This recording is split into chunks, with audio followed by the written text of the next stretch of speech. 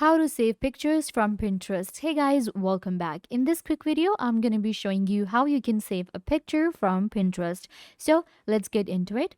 You're going to open up your Pinterest.com on your laptop PC, or you can open it up on your mobile phone as well. Once you open it up, then you're going to select the image that you want to download. For instance, I want to download this image. So you will click on the image to open it up, and it will look like this. Now we have opened up the pin.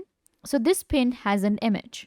You will click on these three dots and click on download image. Once you click on download image, the image will be downloaded to your gallery or to your computer.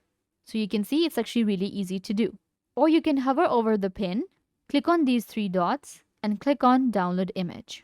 This is how you save images from Pinterest. I hope that I was a big help. Don't forget to give this video a big thumbs up, leave a comment down below, turn on bell notification, and subscribe to YouTube channel.